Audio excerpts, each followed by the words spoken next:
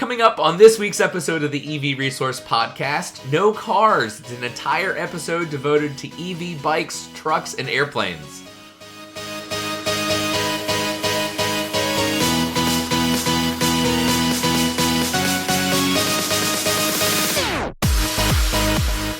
Hello friends, and welcome to the EV Resource Podcast. I'm Zach Hurst, and each week I bring you the latest EV news, information, and answer your questions about electric vehicles.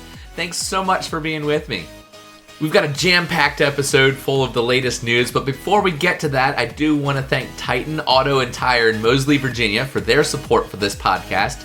Titan is one of the very few independent shops in Virginia that are qualified to work on EVs, and from hybrids to Hummers, they can fix everything. I also want to remind you that if you do like this video or any of the other episodes, please hit that like button, subscribe, make sure you hit the bell so that any future episodes you get fast, free, and automatically delivered right to you without having to search for the EV Resource Podcast. All right, let's get to the news. So the first vehicle I'm going to show you guys is actually what I think is the most beautiful in terms of design. It is an EV bike. This is the Fuller Moto 2029 Majestic. So I actually found this article on designboom.com. If you guys are listening to only the audio, I would encourage you to either Google Fuller Moto, like Fuller, F-U-L-L-E-R, M-O-T-O, 2029 Majestic. Google it to look at some of the photos. If you're on the YouTube video, obviously I'm going to be able to show you some of the photos here. So according to Design Boom, they said that Fuller Moto has built the 2029, a futuristic electric motorcycle with a fully enclosed sculptured aluminum body. Now, Fuller Moto typically works with metal, so they are able to showcase their expertise in metalwork here.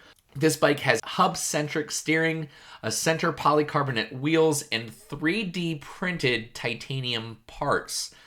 It's been commissioned by Haas Moto Museum and Sculpture Gallery, whose expansive collection includes over 190 unique and one-of-a-kind motorcycles from 1901 to present day. Now, this bike is actually designed in the style of the 1929 Majestic, and in keeping with the aesthetic and character of the original Majestic design, the Fuller Moto team set out 100 years later to create another revolutionary kind of motorcycle with their 2029. This is definitely going to be a museum piece. Probably not something that's going to be ridden. You won't see this on the street, and there isn't going to be more than one, but it is absolutely gorgeous. Its chassis components are 3D printed using lightweight titanium, and honestly, if you are going to build anything out of titanium with a 3D printer, this is definitely something that is worthy.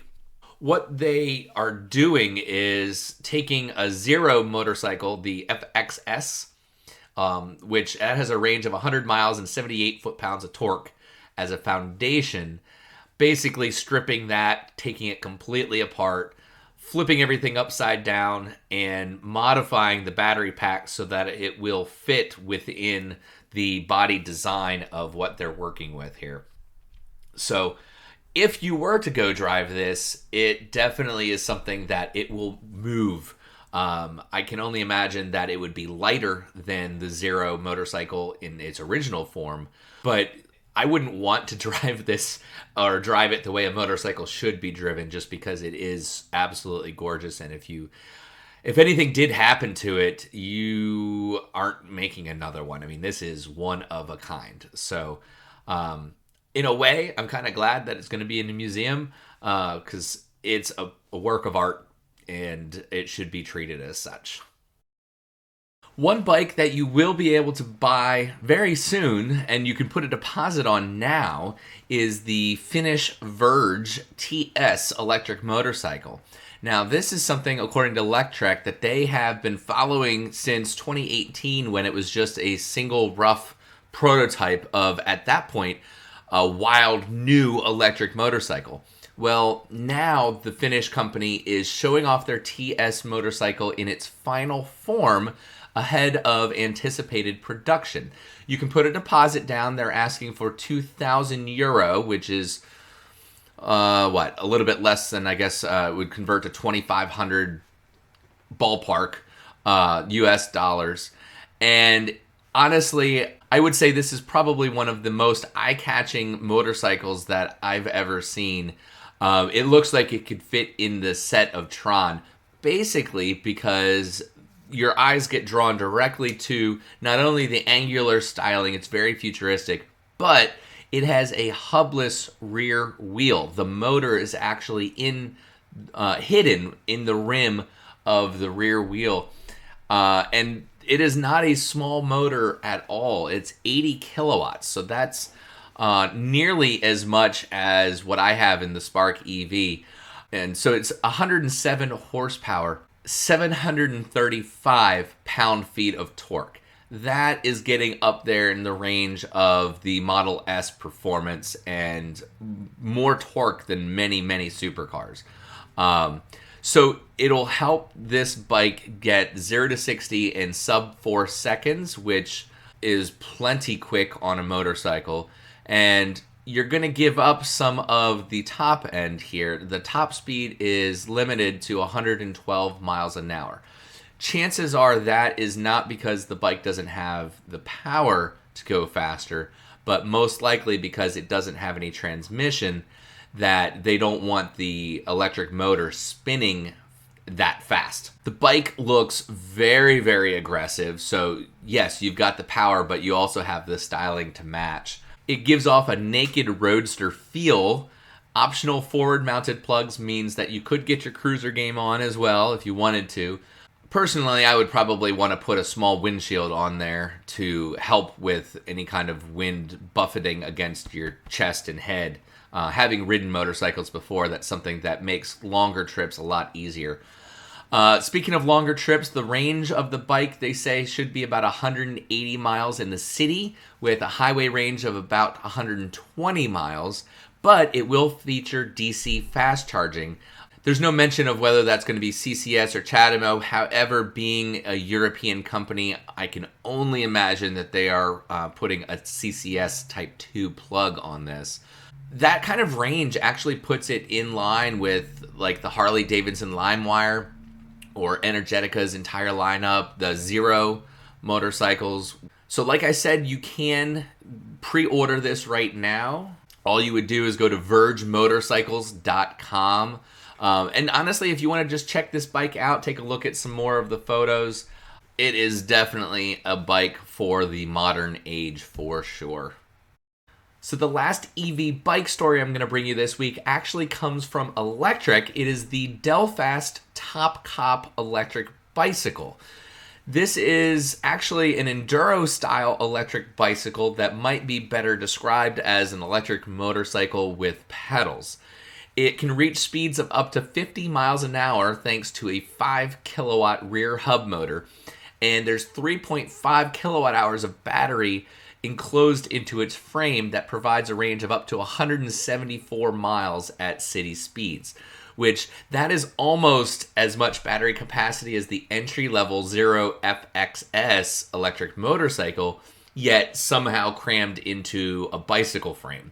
The model itself is actually based on Dell Fast's consumer-oriented Top 2.0 electric bikes, but the Dell Fasttop Cop adds police-specific hardware such as lights, sirens, storage boxes, among other tweaks to the design. Various police departments began testing the bikes earlier this year, including the Brevard Police Department in Brevard, North Carolina. According to the police chief down there, it has been a hit among the officers in the police department. Initially, 2 officers were trained on the bike for testing, though more have been requesting to take part in the test program. Not surprising, this looks like it would be a lot of fun to be riding around. The Brevard Police Department already has standard pedal bikes, a regular bicycle, in its patrol fleet, but it is found that the Dell Fasttop Cop electric bike allows its cops to respond to calls nearly as quickly as patrol cars without having to arrive on the scene out of breath and winded.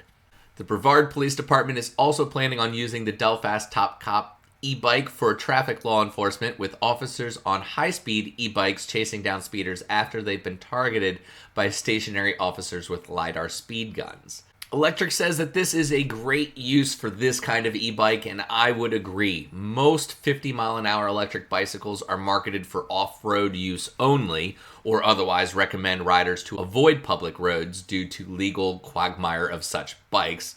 But for police, you can definitely see the appeal of on-road use. They're obviously going to be much faster than your traditional pedal bicycles, but they won't require the same kind of investment or upkeep as an electric motorcycle. At a certain point, I don't understand why you wouldn't just remove the pedals and replace them with pegs, at least for the police version. I guess if you ever ran out of battery, being able to slowly pedal back is an advantage over typical police electric motorcycles.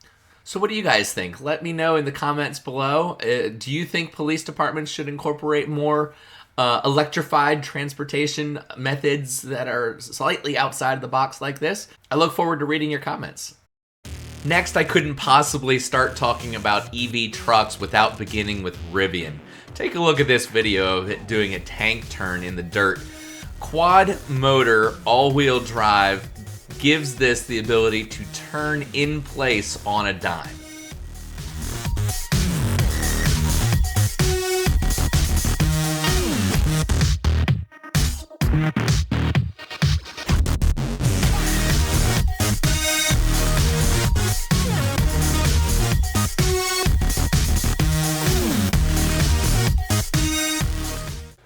When it comes to information on the Rivian R1T pickup truck, I think Inside EVs probably has the most comprehensive resource for what you're looking for. So if you're interested in learning more, definitely go to Inside EVs. You can actually search on their webpage for the Rivian R1T and find everything that you could possibly want to know. So Rivian is set to have 3 different trim levels for the R1T, with different battery pack configurations as well as power output of the electric motor and range. So they start off with their base model that the expected price is to start around $69,000, and it's a 105 kilowatt hour battery pack. So that is slightly larger than the, I believe, biggest battery pack in any vehicle on the road right now. The 105 kilowatt hour battery pack is supposed to have a 300 kilowatt motor with total torque of 7,000 Newton meters. I'm gonna have to consult Siri on this one. Convert 7,000 Newton meters to foot-pounds. 7,000 Newton meters is equivalent to about 5,163 foot-pounds force. EV motors just have that low-end grunt that's just absolutely incredible. Top speed, 125 miles an hour, which in a pickup truck, the aerodynamics, I mean, it's not made for top speed. 0 to 60 in 4.9, which is plenty quick, and 0 to 100 in 12.5. Now, the middle of the road is going to be 135 kilowatt hour battery pack, a range of 300 plus miles, 0 to 60 in about 3 seconds, and 0 to 100 in a little bit less than 7 seconds. So that'll definitely be the performance. The top of the line, the 180 kilowatt hour battery pack, it looks like they're building that for range. So that's going to have a range of over 400 miles. The performance still isn't, it's not too shabby. It's 0 to 60 in 3.2, which puts it in line with the Tesla Model 3 performance, and 0 to 100 in under 8 seconds. Now, unfortunately, we do have to wait a little bit longer on the R1T pickup truck. It was set to be released later this year, but because of the coronavirus shutdowns, things have been pushed back a little bit. According to a company spokesperson, Amy Mast, who, when she was talking to Slash Gear, she said Rivian is doing fine, but that they do expect a delay. All of the employees are currently working from home and being paid in full, including hourly employees, which is great to see that they have the financial health to be able to do that. But what that means in terms of product is that the first Rivian R1T pickup truck deliveries are now expected to begin next year in 2021, to be released when the full impact of the coronavirus is better understood. In the email, they say that the world has changed a lot in the last few weeks. They have shut down all Rivian facilities in order to protect the team and help slow the spread of COVID-19. Well, this situation has required them to redefine workflows and rethink the way they collaborate. It has not stopped them from making progress. From living rooms, kitchen tables, backyards, basements, and newly cleaned out closets, they say their team is continuing to work hard towards bringing the products to life. Of all the EV trucks that are being talked about right now that have not been made yet, other than the Tesla Cybertruck, which we'll get to here in a minute, I would say the Rivian R1T is one that I would say is a guarantee. We will see this vehicle on the road. It's only a matter of time. It looks like next year at this point. Honestly, I can't wait to see one of these in person, get a chance to ride in it. It is absolutely one of the game-changing moments in the EV world when we can have more than one manufacturer seriously be a contender to make an EV pickup truck. The next truck I want to talk about absolutely requires no introduction if you see it in person. It is without a doubt one of the most iconic vehicles that has ever been made. Of course, I'm talking about this Tesla Cybertruck. The cyberpunk Blade Runner futuristic design of the stainless steel exoskeleton has definitely been controversial, but I think for many people it's a design that, while shocking at first, has grown on them as time has passed. At the Cybertruck unveiling event, when they first pulled the truck on stage, I was watching the live stream and I thought what they pulled on stage was a joke. I honestly didn't think it was the real thing. Well, of course, we've learned that, yes, this is the real Cybertruck. The design is definitely polarizing, but like many others, it's grown on me. I think that it definitely has its place. Tesla has shown time and time again they are not afraid of pushing the boundaries of automotive design and function. And Elon said himself that he wasn't sure that people would be interested in buying this. Well, at this point, there's over 600,000 reservations for the Cybertruck. So I think that question has definitely been answered in terms of, will there be demand for something that looks like this? In terms of some of the information we know about the Cybertruck, the base version with a single rear motor should start at just under $40,000 and be good for 250 miles of range.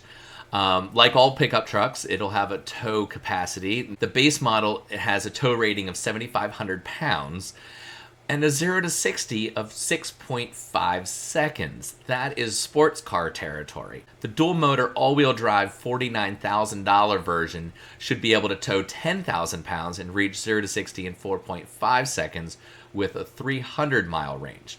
Tesla is doing something with the Cybertruck that is a first for their models. Their top-of-the-line variant, which starts at just under 70,000, will have over 500 miles of range between charge, 0 to 60 in under 3 seconds, and be able to tow up to 14,000 pounds. And that one actually is going to have 3 electric motors, a tri-motor setup. They didn't explain how that'll work, but likely it'll have 1 motor in the front and 2 in the rear. That makes the most sense. You can check out all the information about the Tesla Cybertruck as well as pre-order or reserve your own at Tesla.com. Now, of course, Rivian and Tesla are not the only automakers that have plans to go EV with pickup trucks. Ford and GM both have some big plans to go all out with EVs, and pickup trucks are a huge part of that for both companies. The Ford F-150 pickup truck is the #1 selling vehicle in North America, so to see this go electric would be a huge step forward for the EV revolution. Last year, Ford finally confirmed that it does plan to bring an all-electric version of the F-150 to market. They unveiled a prototype version of the electric pickup truck pulling over 1 million pounds of train cars, and also confirmed that they will bring a production version to market in 2022. GM has also announced some big plans for an all-electric pickup truck from Chevy, but they're saying that they should have that released by 2025. They plan on going toe-to-toe with the Ford F-150 electric and the Tesla Cybertruck with a massive battery pack of 200 kilowatt hours and a range of over 300 miles. GM is also bringing back an iconic name, Hummer. An all-electric Hummer EV sounds like a contradiction of terms considering what we know of Hummers of the past. However, this will be full electric. It will have up to 1,000 horsepower and 11,500 foot-pounds of torque. They say it should reach 0 to 60 in about 3 seconds. And there are many other manufacturers that are planning on releasing EV pickup trucks to the North American market. Bollinger, Lordstown Motors, and others. I would encourage you, if you're in the pickup truck market yourself, and this is all you've been waiting for years, then definitely do some more research to see which would fit your needs the best. But the good news is, over the next few years, you're going to have plenty of options to choose from. Okay, moving on to airplanes. Now, there have been tons of stories about EV airplanes over the last couple of years, but this week, actually, I ran across an article on Clean Technica about an interesting concept that I think it will be very successful. This is about an aircraft that is an EV, but it has an onboard engine. This is an airplane called Casio from a startup Volt Aero, and their plan is to introduce the Casio in 4, 6, and 10-seat variations that will meet certification in single-engine general aviation category. However, there's a lot more going on under the hood than single would suggest. Basically, the rundown from Volt Aero, they say that Casio utilizes Volt Aero's hybrid electric power module in an aft fuselage pusher configuration, integrating a cluster of electric motors with a high-performance internal combustion engine that serves as the range extender. So they are actually looking into a biofuel to be used for the range extender instead of burning gasoline or diesel. They currently have a target of 18 months or so for the first deliveries, which that is great news considering that last month Airbus and Rolls-Royce canceled their eFan X hybrid demonstrator project. Clean Technica continues to say that the demise of the eFan X project indicates that electricity may have trouble squeezing into the space for larger scale aircraft in the near future. However, the biofuel end is still going strong. So this is a pretty neat configuration for an airplane. Certainly people are getting creative and figuring out ways to make EVs work to help keep the batteries charged and the plane flying through the air. I did have a couple of questions about electric vehicles submitted by you all, so thank you very much for sending those in, those that did. We'll start with Kyle. Kyle actually asked, what's the word on more traditional looking electric trucks? The Tesla truck has that's different factor, but it is not appealing to many pickup drivers like myself. I personally would like to see an electric truck that doesn't look like a space machine. Well, Kyle, thank you for submitting that question. I do hope that I answered that in the segment today entirely about electric trucks, what's coming out soon, and then also what we can expect over the coming years. Your question actually helped shape how I put that together. So if there were any bits of that didn't quite answer what you were looking for, feel free to reach out with any additional questions, and I'll do my best to answer those for you.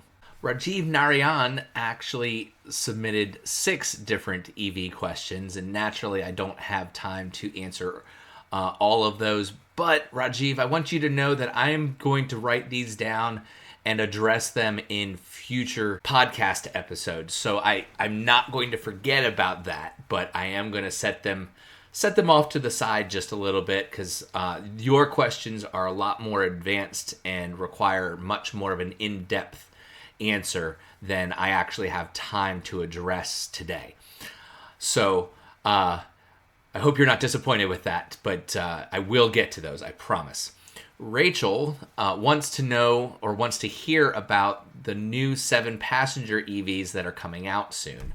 Well, Rachel, there are a few options of 7-passenger EVs and hybrids, if you include hybrids to the mix, that are out right now. I know that you know about the Tesla Model X, and that's not something that's kind of either in your price range or something that you're really looking for. But that is an option. You can get that with 7 seats. Something that you might not have known about yet is the Volvo XC90 T8 twin engine. That is a hybrid. It's a 2-liter engine that's both supercharged and turbocharged. 0 to 60 is 5.8 seconds or so. As a plug-in hybrid, it will do up to 28 miles on electric power only because it's got an 11.6 kilowatt hour battery. So it's a small battery, but you could run around town just fine on all electric, and then for the longer trips, then you'd have available the gas engine for that. It does have 7 seats and plenty of cargo space. Aside from that, right now, in the US anyway, I would say that your best bet is going to be the Rivian R1S. That is the SUV that they are building alongside the R1T on their skateboard platform. Pricing for that is likely to start around $74,000 and come in the same 3 battery sizes as the R1T, which we talked about earlier in the episode. If you do choose to go with the largest battery pack, you could expect a range of 410 miles. So that is pretty significant. If you're looking for a long range, 3rd row, 7-passenger SUV, honestly, between that and the Model X, that's going to be where you have your best choices. All right, so the last question I'm going to answer for this week, Joseph asked, how hard is it to remove engines and retrofit old vehicles? What sort of funding would be needed to make this viable? Well, Joseph, EV conversions come in all sizes, shapes, and colors, if you will. So it's very difficult to answer that question from a generic standpoint. How hard is it? Well, it depends on what your skills are. If you're somebody who's mechanically inclined, specifically with automobiles, then it would be fairly easy.